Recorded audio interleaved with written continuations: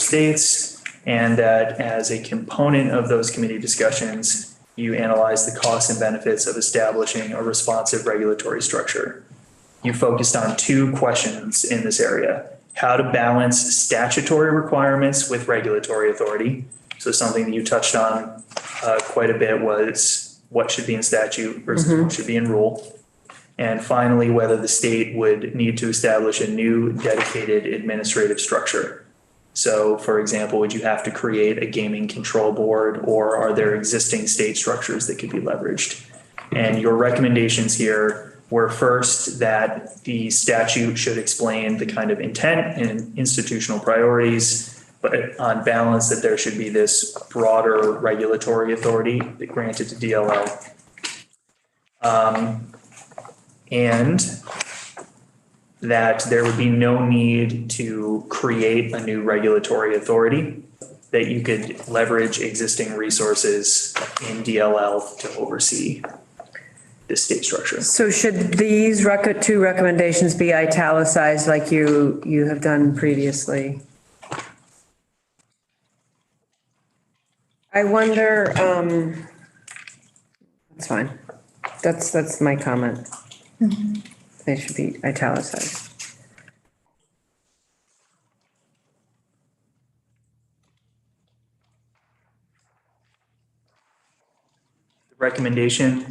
Formal recommendation at the bottom here, it's that the state should provide expanded regulatory authority to the Department of Liquor and Lottery to establish a robust and responsive administrative structure. I think also in reviewing the meetings that robust was the most common word that left my mouth and every single witness and every member. All right, so the next section deals with the committee discussion and decisions on mobile versus retail sports wagering. The formal recommendation: Vermont should legalize mobile and online sports wagering. That's the recommendation you made. There's a nuance later that we'll get to. This section first describes mobile versus retail, what they are, online versus in person, and then discusses the factors that the committee considered, which included that the majority of wagers use mobile and online platforms, that the mobile tools allow regulators to use, for example, know the customer, and identity confirmation, ease of monitoring wagering irregularities, to audit transactions and other financial records, transfer funds without the risk of handling large sums of cash. That was from the meeting where you heard from New Hampshire. Attract customers who are currently betting online through the illegal market. And finally, to quickly introduce the regulated market, fast to stand up, speed to market. Two highlighted considerations that were brought to my attention. First, to note that mobile wagering requires access to mobile devices or the internet. That's something you considered. The second highlighted piece was that retail wagering requires significant capital investments and sufficient regional population to support those retail locations. Could you make those two bullets, please, Tucker, there, since they're two separate points? Yes, they are two separate bullets here. No, retail wagering requires significant capital. That's one point. Retail wagering requires sufficient regional population to support the retail. Got it. Those are two distinct. Yes, sorry.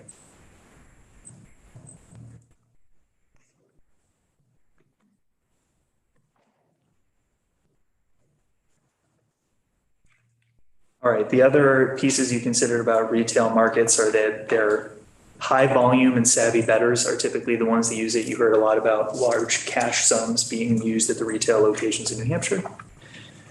That the retail locations offer a more social experience, and that the retail market may require more intensive and costly regulatory presence. So, for example, having staff available and increased surveillance requirements.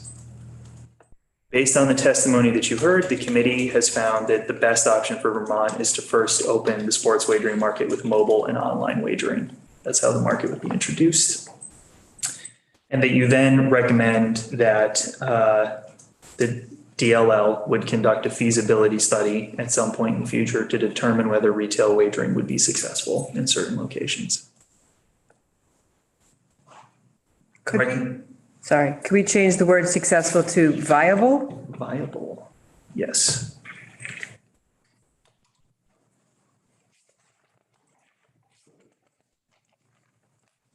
The recommendation is to legalize mobile sports wagering and study the feasibility of a retail wagering model. And I will reduce these legislative proposals into a series of bullet points. So the first recommendation, confining to mobile wagering, which would be defined in a way that excludes retail. And I'll put this bullet point here and eliminate this language. This is the language that I referred to in one of the meetings from Massachusetts, which is currently doing a sports wagering study on retail kiosks. And this is the language they used. Okay. This whole section, I mean, just this, I could see in a standalone report, people wondering which states have retail wagering, and maybe a note about Connecticut finding it very successful, but that it's tied to their Casino culture. Yeah. Like something to help them understand why we're interested, because it can be a different market, but you know, what are other states? Yeah, we also just don't even have the existing gaming infrastructure that they have to piggyback on the concept. Exactly, yeah. I think you mentioned that in the precursor of this, right? You mentioned that the states that had retail market Yes, that had is. an existing casino or sports. So if we could maybe articulate that a little bit more clearly. So what I would propose is that prior to the actual recommendation, I can add in a paragraph that says that, like, around the feasibility study here, stating that you heard from some states that have successful retail markets. However, those are tied to traditional casino gaming yeah. locations. There's a culture there. You can work on the language, and we'll add that paragraph in.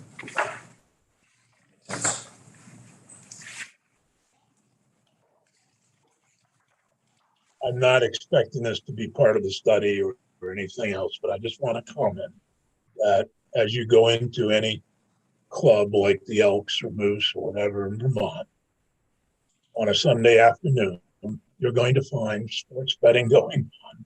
You're going to find break open tickets. You're going to find a retail, it's not a retail outlet because it's a private club, but it's interesting that it's already there, the infrastructure. People are gambling on, games and stuff. So I just think it's there. So I don't expect it to be part of the proposal, but I think it is the reality we have. Yeah, I And mean, it's part of the illegal market. So I I guess agree it's with, legal or illegal. I don't know I guess it's not illegal, but it's part of what our infrastructure is right now in Vermont. Well, to be clear, break open tickets are legal. Gambling is Right, legal. no, through I used Vermont the wrong Lottery. term. Yeah, those are legal. but in a kind of agreement with Senator Sears' point, I do feel like that's one of the reasons we wanted to further study retail wagering, is because there might be a piece of the illicit market that we don't capture. And I don't know, I'm still a little confused, like with the language, is that set in stone, or can we add something to the feasibility study where we say the last piece of Should we legalize mobile and online sports wagering? the study shall include an analysis of, and then that list, it could say, what segment of the illicit market is Did we retail capture it based or through- something? Yeah, or like what, is there a way, I mean, I guess, how could you analyze what percentage of the market? So I just want to didn't clarify capture? How do you do that? It's illicit. that, Tucker, that we're not presenting these as legislative proposals anymore. They're just bullets. Yes. Thank you. And what I'm Yes. hearing is that the bullet here should potentially point to this last subdivision in slightly different language, the study should look at Oh, there it is. That was in the the- impact of retail as an alternative to the illegal. I see it now. Yeah. I was looking and I didn't see that. Yeah, that was one of the primary, I think you actually heard about this. Yes. Perhaps, Yeah. that, like Massachusetts was looking at these retail kiosks as an extra way to contact communities to make sure that they were converting the illegal market to the legal Exactly. market. I just didn't see that. I will make sure that that is in the bullet points that get broken out based on the existing Yeah, the proposals. kiosk concept. All right, so the next section deals with the recommendations concerning the tax structure or the revenue share. The recommendation heading here is that Vermont should establish a revenue share through the competitive bidding process. And there will be context for that statement in a bit. So it starts by explaining that you reviewed essentially 4 different models for taxation. And these are taken directly from the JFO report that you went through with Graham Campbell. The 4 models that you looked at were more operators, low tax rate. And more operators in this context is not confined to a ton of licensees. This is also, as Graham put it, high quality operators, where maybe you even just have one operator, but it's very high quality. More operators, high tax rate. Fewer operators, low tax rate, and fewer operators, high tax rate. For each one of these sections, again, I took the language that was in Graham's presentation, it was in the report, and included the state examples at the end that you looked at. Tucker, do you want in that first paragraph to identify that this came from JFO? So we're identifying that it came from, Models that fell into 4 major categories. Let's say into the 4 major categories that were identified in the, trying to figure out a way to not have a ton of words and say the Joint Fiscal Office and Office of Legislative Yeah. Counsel 2022 Sports Wagering Study. Say in could you just say, oh yeah. 2022 sports wagering study. The behemoth study? Every time I go back to it, I find more and more stuff. Debt. Passion project. Okay. This section goes on to explain that the committee analyzed the varying models for how sports wagering revenue might be defined in statute or rule. And that one of the primary considerations you looked at was whether operators should be able to deduct promotional credits or advertising expenses from the adjusted gross revenue that is subject to a tax in this context. So this came up 3 or 4 occasions. What the committee discussed with witnesses was, are the operators allowed to deduct their promotional credits? And free plays was the term that came up a lot. They didn't put it here, so maybe it doesn't need to go in the glossary. But you looked at that as well as advertising expenses being one of the major deductions. Yep. When you looked at the tax models, the committee received testimony from multiple stakeholders who expressed differing views on how the tax model should be structured. I wanted to highlight that phrase, whether it should stay or go. I took that to try to summarize the multi-meeting discussion around the tax models. Given that you had determined to establish a state control market, the primary discussion was around whether the tax rate should be established in statute or whether the DLL should incorporate a revenue share as a component of the competitive bidding process. And then summarized the benefits and costs highlighted by each of the witnesses you heard from. So this is about the statutory tax rate. You heard that a statutory tax rate offers operators a higher level of predictability, which allows more competitive lines. You also heard that states with more open markets and fixed tax rates have more competition in the marketplace, which allows the operators to offer better products. You heard that a statutory tax rate within the lower range will allow operators to compete with illegal operations, and that would allow more of that conversion from illegal market to regulated market. When you heard about revenue share, you heard about the following benefits. The bidding process typically results in a revenue sharing agreement with a higher revenue share for the state and higher revenue rates on a per capita basis. You also heard that incorporating the revenue share as a component of the bidding process allows the state to balance its priorities and negotiate a tax rate with the most qualified bidders.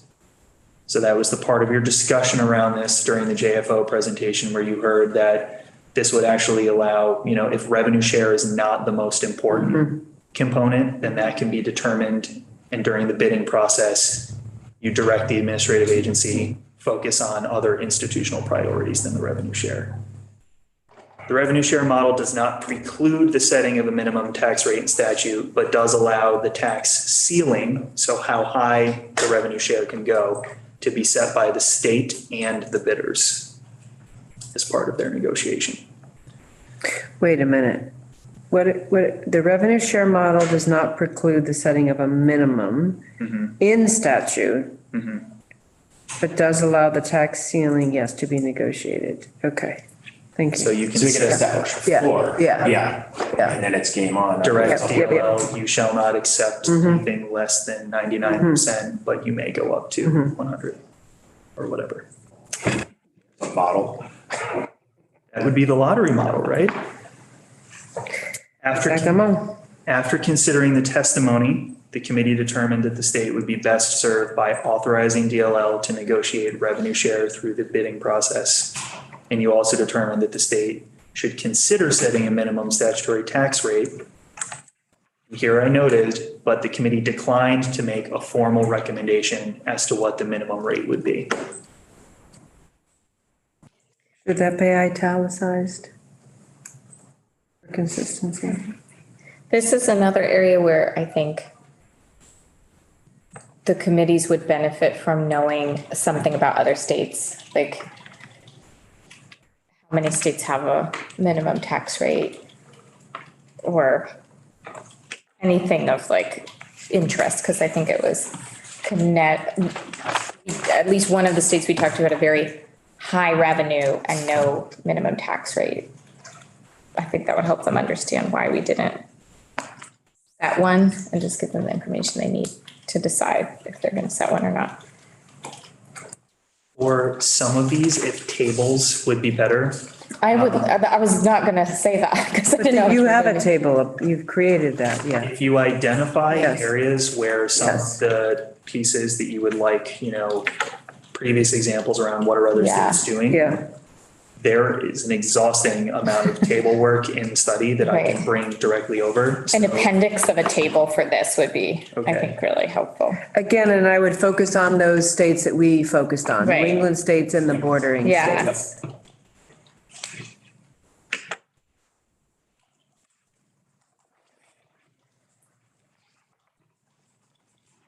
The recommendation here is that you authorize DLL to establish a revenue share as a component of the competitive bidding process.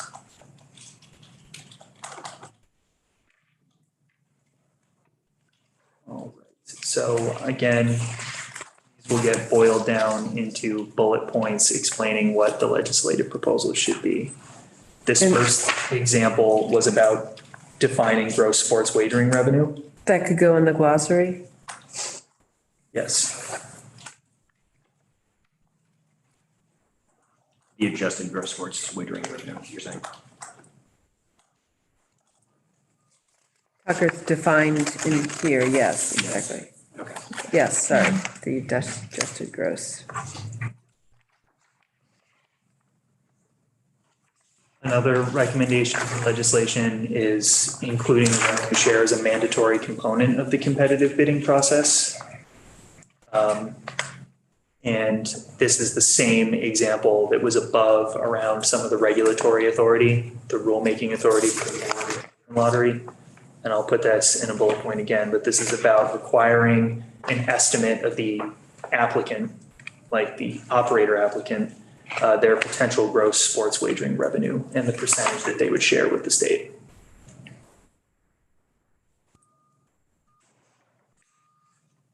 And I'll put this in a bullet point as well, again, taken from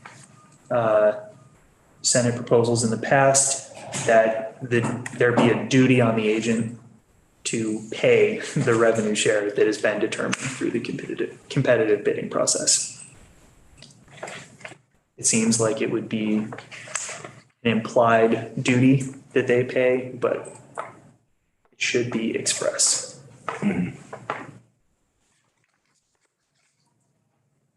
All right, this is the last recommendation. And this relates to the responsible gaming measures. And in this section, I used responsible gaming measures as the overall description or category because that's the way that the committee categorized it for purposes of arranging testimony. However, if there are areas where you want problem gambling to be separately identified, please say so, and I'll add it in as we go along. I would like the title to say Vermont should adopt comprehensive responsible gaming and problem gambling measures. I think that's more reflective of both of those. And so it shall be done. I've added it as we're moving through. All right, so this states that the committee examined responsible gaming measures that have been enacted in the other states' legal markets, and that the committee examined responsible gaming measures in the following general categories. And the discussions that you had actually took place over multiple meetings. You had one longer meeting focused on this, but I tried to organize all of your discussions and decision points into these categories. So first, responsible gaming as a component of consumer protection. You heard about this twice from Chris Curtis. This category focused on the measures that ensure consumers have access to information, the rules of the wagering games that they're playing, and appropriate notices about their wagering account. Next category, responsible gaming tools within the mobile platform. You focused on this later after making the decision about starting with mobile. This focuses on the measures that some states have implemented to ensure that players are able to self-restrict their wagering. Found a typo there. Initiate deposit limits or establish breaks in play. The next broad category that you discussed, restrictions on indebtedness and having multiple accounts. And this focused on statutory prohibitions against the extension of credit, types of payment accounts that could be established, and the number of accounts that a single customer could establish with an operator. The final category that you looked at was funding and studies concerning problem gambling. So the development of resources and periodic studies to audit the state structures around problem gambling specifically. Tucker, just a quick clarification on one of the bullet points above. I think the discussion on restrictions on indebtedness and multiple accounts would be statutory prohibitions against the extension or use of credit. So extension of credit is typically from the operator. Use of credit would be the use of your own credit card, which might put the consumer into debt. Mm-hmm. Yes. Excellent. A subtle distinction, but I think it makes sense to point both out. Mm-hmm.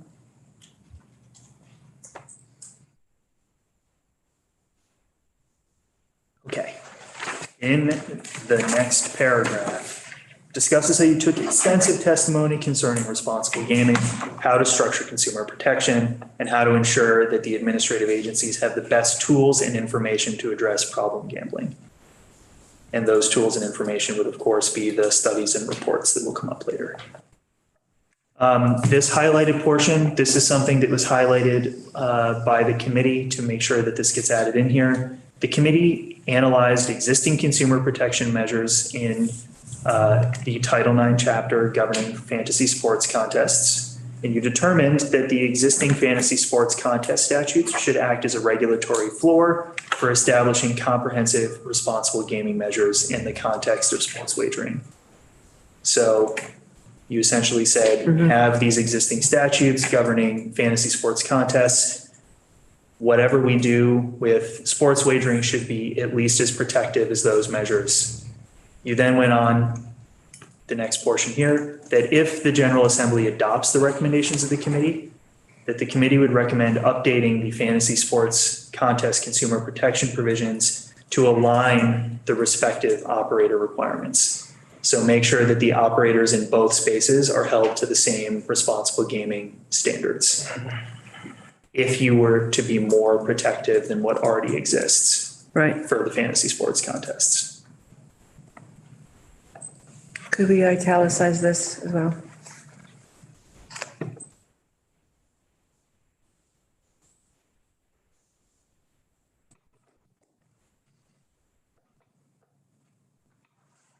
Would you like the second sentence to be updated as well? There's no formal determination there. No, just the committee determined that the existing fantasy sports Got it. contest statute, that one, be a regulatory floor. All right. Section goes on to state that ultimately the committee determined that Vermont would be best served by adopting the comprehensive responsible gaming measures similar to some of your neighboring states. Specifically, the recommendations that you made were first to require operators to adopt and annually submit a responsible gaming plan, provide consumer protection notices that are at least as comprehensive as the current requirements for fantasy sports contests, allow customers to set deposit limitations, betting limits, and establish breaks in play, provide customers with access to records concerning their wagering activities, and allow customers to irrevocably self-restrict their ability to play for a period of time. All right. Continuing on with the other recommendations, to prohibit operators from extending credit to customers. Separate, and this was Chris's excellent point, to prohibit customers from using a credit card to establish an account. I circled that, oh, I can wait till the end. But I circled it because to me, it reads differently than using a credit card to wager bets. Okay. Like establishing an account feels like it begs the question, could they establish an account with a debit card, but add a. But we're not going to allow credit cards. Right, it just, I think it could just be clear that like Oh, credit we're cards not aren't allowing allowed, credit not like cards. a credit card to open your account versus. To wager or To place wagers. To place wagers.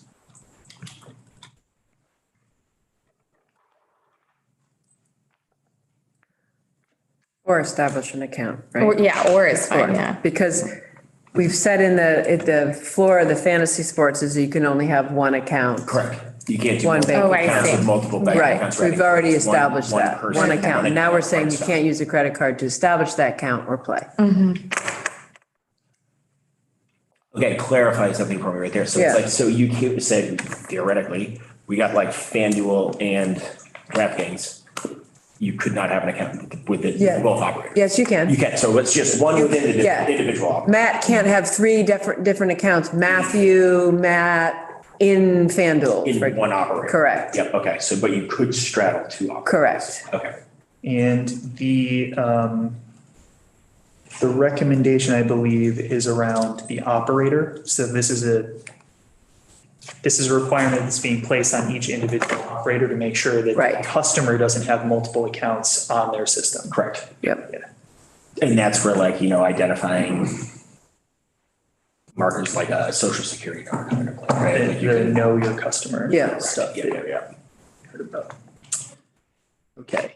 Next, to establish the Responsible Gaming Service Fund to support responsible gaming education and problem gambling services.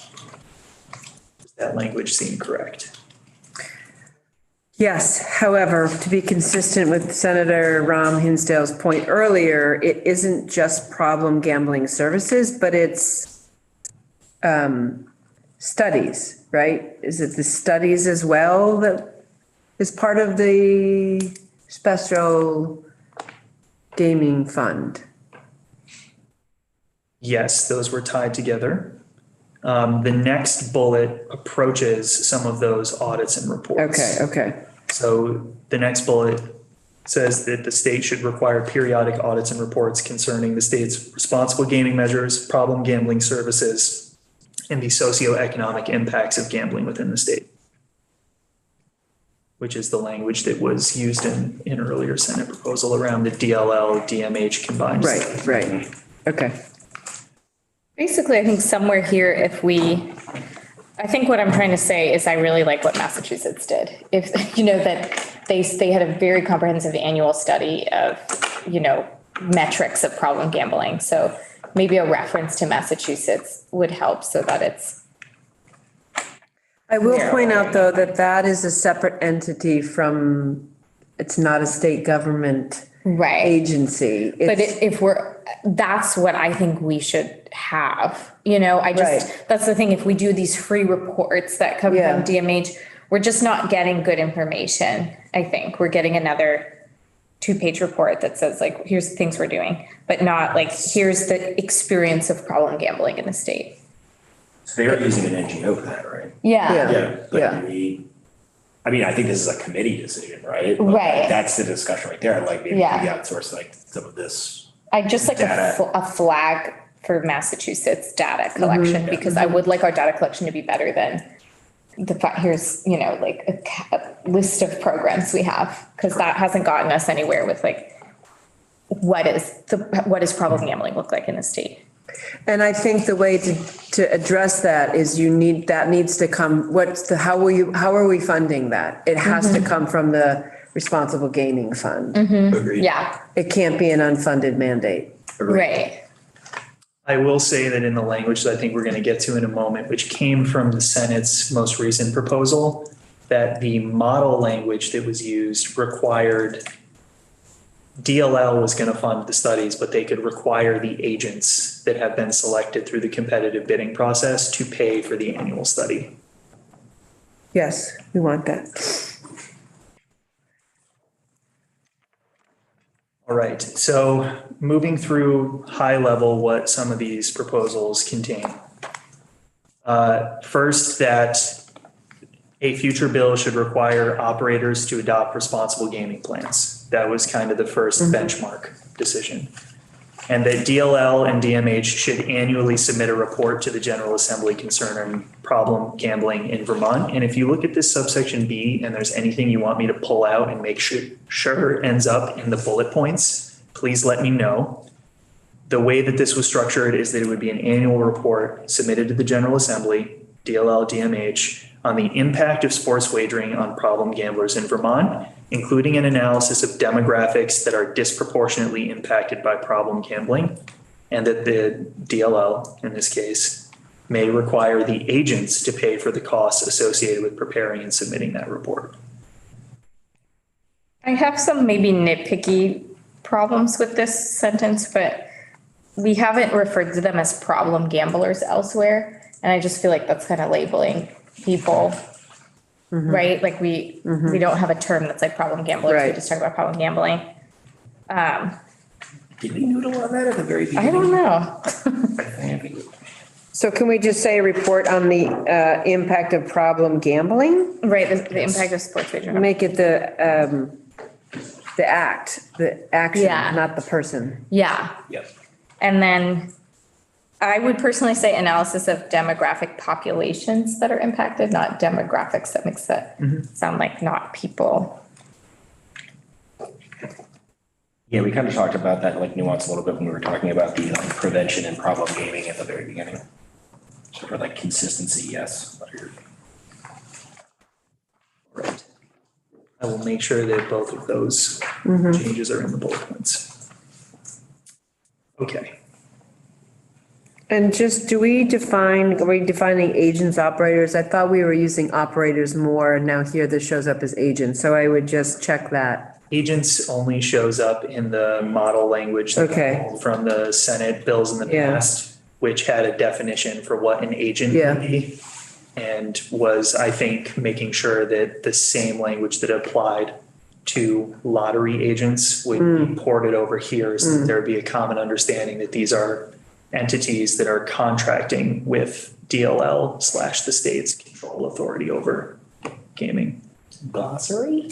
But again, once these are taken and put into bullet points, Yeah. agent will not appear in this at all, Okay. because Okay. I used operator throughout. Yeah, Okay. I think that's better. Yeah, I think when you're talking about something like this, with it's like the, especially within DLL and compliance, I think agents kind of like infer compliance agents in a little bit. You mean investigators? Investigators, excuse me, yes. But I'm already agent, like, hashing it all up. Yeah. but an agent, a lottery agent, we have 582 lottery agents. Those are a very different entity than an operator like FanDuel. So I like your word operator. No, I agree with the operator. yeah. I was just sort of Yeah. trying to tease out the line. Right. I would also note that those last Senate proposals, at least this one, leaned heavily on New Hampshire's statutes, which also referred to these operators as agents, which is why it comes up Yeah. a lot. But to your point, that's confusing. Yeah, and I mean, I like operators too, and I think it, especially if New Hampshire's using that as like its preferred like nomenclature, let's like keep the jargon consistent Yeah. as possible. Especially with New England and bordering states. Okay, so then the committee recommended that the bill should include a list of operator duties subject to monitoring and enforcement. And these are the duties that were outlined above. So I'll boil this down again into bullet points and maybe do a little bit less of this in the section that precedes, since it would be very repetitive to continue to explain that you recommend that operators prohibit an individual from establishing more than one account. Right, and also a toll-free telephone number. I think that's a little outdated language for sports betting when we're talking about mobile phones. I think we could take that out.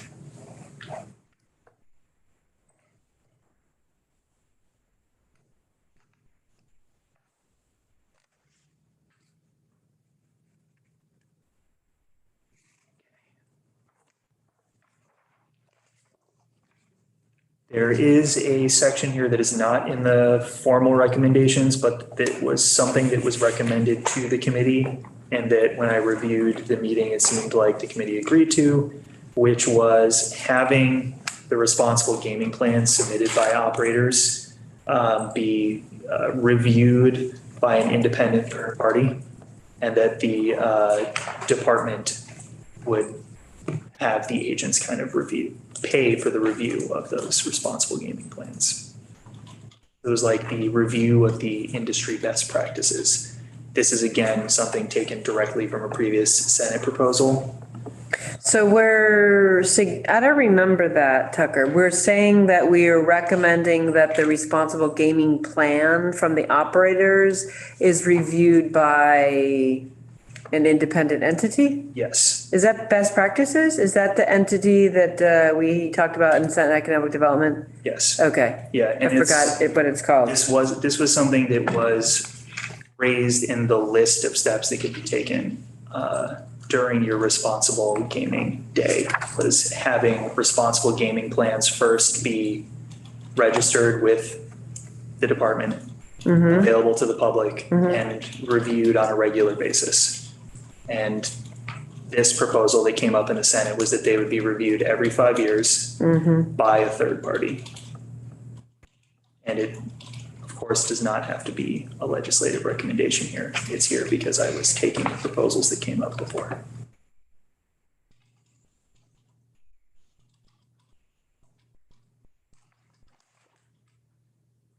The last proposal in this section was around the responsible gaming special fund. And the changes that are highlighted here was that you wanted to leave it up to the committees of jurisdiction, discuss what the annual appropriation should be from the sports wagering revenue. And it was to be expressed as X%, but not less than a flat dollar amount on that annual basis.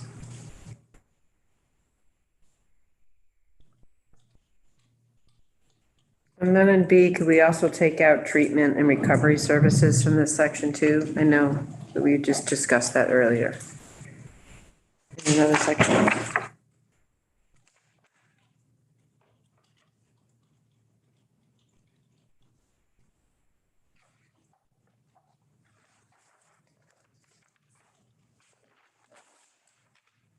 So that's the report.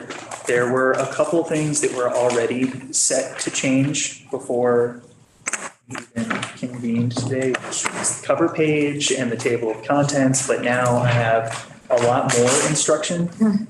So I'd like to quickly review some of them so that I know the direction that I have from the committee on what needs to change. At the beginning, adding the dates of the meetings, adding a finding that Vermont should legalize, an affirmative statement that you decided Vermont should legalize, adding a provision that the findings and recommendations were unanimous. Already did that. All right.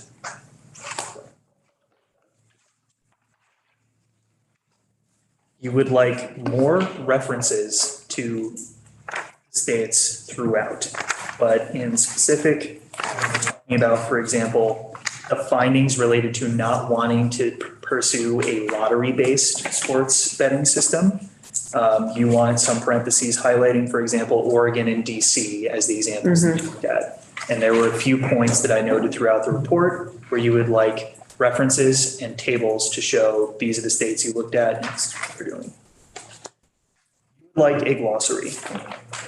In that glossary so far, the words that I wrote down are handle, skins, and gross sports wagering revenue. There is a glossary at the beginning, the very beginning of the sports wagering study. So if you take a look at that, if there are things that you think should be in here so that the reader knows the universe of the terms that are being used, please let me know and I will pull them out and add them. All right, as far as some of the funding, particularly around problem gambling services, you would like a statement about a geographic basis for that funding and making sure that it has that clause around in differing areas of the state. Right, geographic coverage. Yes. Actually, I'm less concerned with funding than I am with Yeah, coverage. right, Coverage. coverage, not funding. I just want to make sure the service is available if somebody needs it in a reasonable location. Reasonable distance. Well, we have a situation down here where methadone is not available unless you go to Massachusetts or Brattleboro, Vermont, for example. Next, you wanted to make sure that in the universe of the DMH studies, that this is a prevalence study and not just a submission of a report on what has been spent. Mm-hmm. That includes a requirement for an evaluation, and data-driven approach is another note that I had.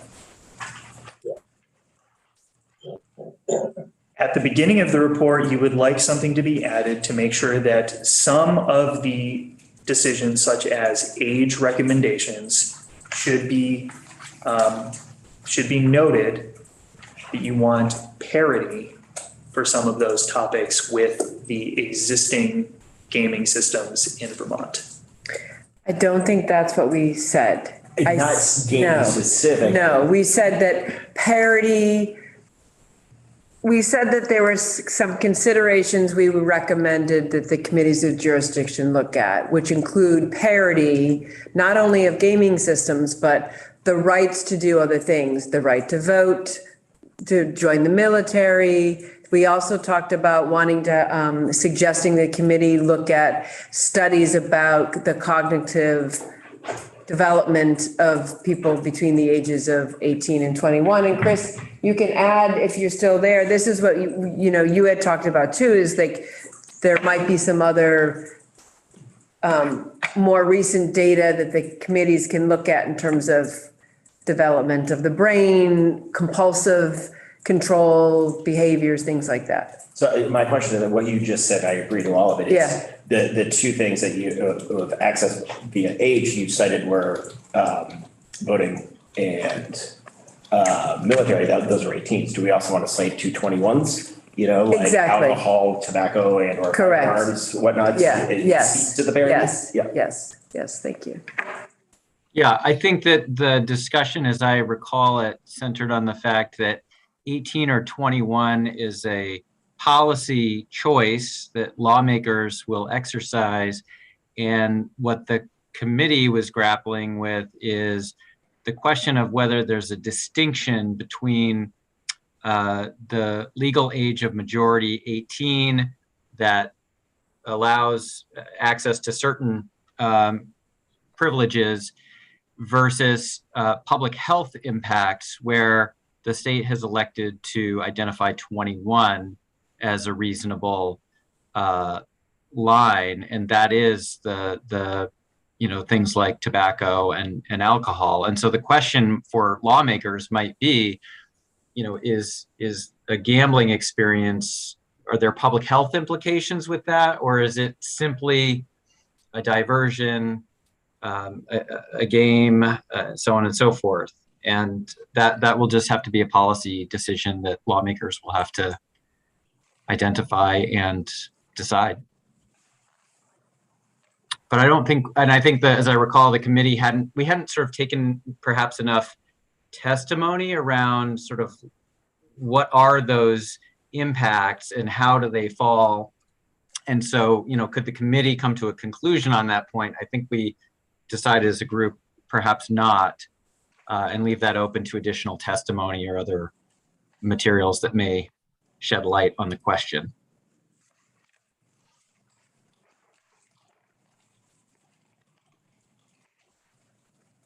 Does it make, I know this is like kind of separate, but it seems related, but, and maybe I missed this too, but did we decide to just let go of the NCAA issue? We didn't decide whether or not types of wagers. We didn't decide whether or Okay. not we were going to recommend exclusions on the types of wagers. And I think that would be something else that we are leaving up to the committees of jurisdiction for Yeah. additional information and discussion. Right. Do we Not want to only, cite that we, that's what I think Tucker's doing right now, yeah, Okay. types of wagers. Right. Because we talked about it a lot, but we didn't make any. Yeah, Yeah, it's- just so yeah, they so know like- we talked Right. about it. like Yeah. types of, so like obviously like the horse racing, the NASCAR, racing that we yeah. spoke to. Yeah. And also like how and or if we restrict collegiate sports in Correct. state. In-play wagering, There's a big marketing concept I want to speak to that, like as well, once we get to the policy within the committees. So. I guess we have 2 minutes. All right. I don't know where it is. I think we should at least say no high school.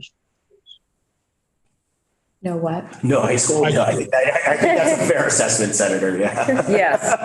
No high I school. just think be clear, and Yes, the committee should look into intercollegiate advantages and disadvantages of allowing intercollegiate.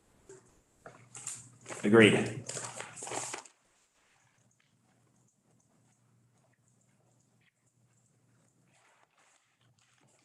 All right. Another note about charts and the success of retail locations. You'd like something in there about states you looked at that have successful retail operations. Okay. You would like tax examples concerning statutory tax rates. And then the last notes under the responsible gaming study, references to the Massachusetts provisions that you reviewed. You want to flag those for the readers of the report. You want to make sure that consistently throughout, problem gambling is the focus, not problem gamblers. Same with demographic populations, focus on the person. We already eliminated the toll-free telephone number provision, and that is it. And you're going to make these legislative proposals into bullets, Bullet point right? statements. Not Committee. so that they're reading as legislative language or draft legislative language. Yes. I will say that when I go back and review this, a lot of this may end up just being those recommendation sections if there's not going to be specific legislative proposals, because reiterating the decisions you've made in another bullet point list might be repetitive. But what I'll make Right. sure is that everything you flagged in those legislative proposals gets added into your recommendation sections. And then you were also going to make the recommendations, the decisions in italic, consistent Yes, throughout. consistently throughout. And a note about next steps with editing. Once the next draft is ready, the editors will put this into some sort of consistent form, and we'll make sure that, for example, when I'm italicizing decisions, that all of the decisions are italicized, that all the recommendations look the same. And it's easy to read, hopefully. So what is the next step then? So you're going to have the report into its next draft. Then you're going to share that Yes. with the committee. And the committee will need to convene one final time to approve the draft, and it will get submitted that same day to the legislative reports database Okay. and to the committees of jurisdiction identified in Act 183. And we identified the 13th. We held that to the next Tuesday, the 13th. We had not, but we can. I think we should if we need to, right? So we need to. I think reviewing the Yes. revised draft Yes. and recommendations Yes. to formalize would be a good thing to do. Yes, yes. We need to do that. For like an hour. I don't have this on my calendar. Yeah, none of us do because Oh, okay. I thought we held it, but we didn't. So 11 to noon? We just got it over. Yeah.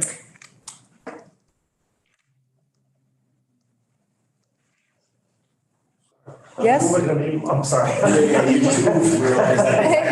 Can we do 11 to noon? No, so yes, and it will be, do you know where the cafeteria is here? Of course. There. He was looking at. There's a room off of the cafeteria, called the Ethan Allen Room. Okay. This meeting will take place there. Okay. I won't be available 11 to noon. I have a doctor's appointment at 11. Okay, Get some so- stitches out. So I can be available around 11:30. Okay. I'm flexible in either. Yeah, okay, Which, so what was it? 11:30 to 12:30? I can rearrange. Let's do that then, Senator Sears, 11:30 to 12:30? Yep. And then, Mike, you can send the link out with the room number as well, for those of us who will be going. Okay, Is it okay if we're not there in person for that one? of Think course, that- of Okay, we can course, of vote and everything. course, of course. Okay, we have a plan. Excellent, so, yes, Before we adjourn, Madam Chair, could I just raise a quick procedural point? please. I'll be very brief, and I put it in the comment just for something for all of you all to consider, and maybe in the final draft, folks can decide whether if it makes sense to include something like this. But I'm mindful of a prior comment, I believe it was Senator Ram Hinsdale, who raised the question of, how do we reflect how the committee made its decisions? And I am mindful that not every member necessarily voted on every single recommendation. I know for my own part, there were a couple of times where I sort of said, well, our office doesn't have an opinion on this. I'm not necessarily going to weigh in, but I certainly didn't object or oppose any. But I have some suggested language to just note that the committee adopted a consensus model of decision-making. And while some members may have abstained from certain votes or recommendations, there were no dissenting votes, and at least a quorum of the committee members voted affirmatively on all recommendations.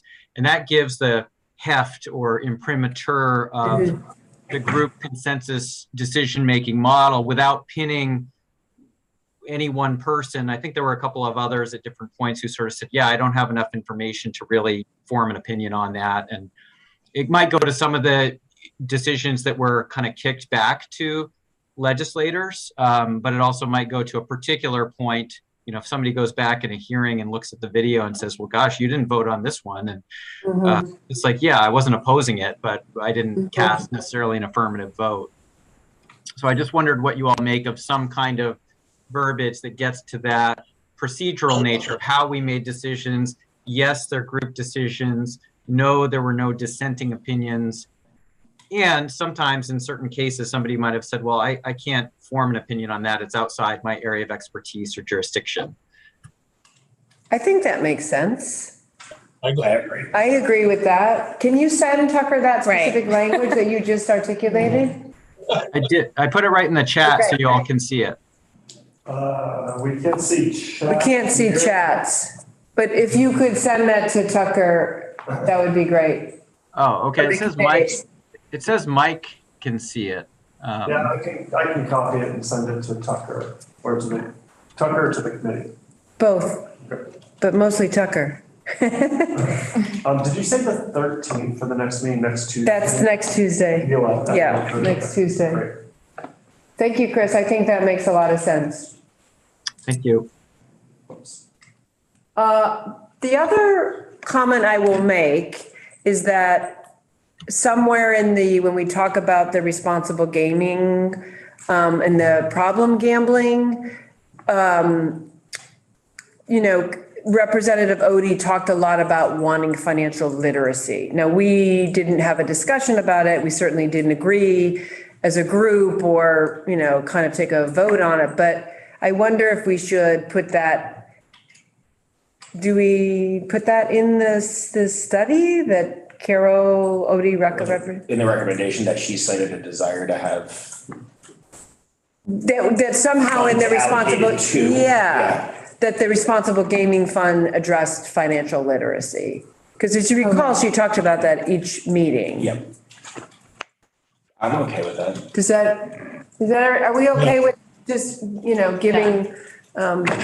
giving that some voice in the report? No, I think that's very fair. I mean, given that she's not here to actually speak to it, I think including her perspective and desire. Okay. Would you like that to be included in the new section about things the committee did not vote on, but that committees of jurisdiction? That's perfect. Yes. That's perfect. Bingo. Thank you. That's perfect. Thank you. Like what's beyond problem gambling as it relates to sports betting, because the articles we've read also mention how particular technologies work too, like social media based technology and notifications are actually their own form of addiction. Yeah. Anyway, something our committees can look at. That's beyond problem gambling. Right. specific But to yeah, sports she was talking betting. about the whole financial. Exactly, yeah. Literacy component How- of what is it? understanding how to Right. to manage finances. Yeah. What do you actually have for disposable income for risk entertainment? Right, exactly. Right. Yeah. I mean, and you can overlay that into a ton of stuff, right? Like Mm-hmm. cryptocurrency and blah, blah, blah. I mean, Yes, it gets, yes, fun stuff. Do we have anything else? Any of the other committee members have a thought or a question? If not, we will adjourn.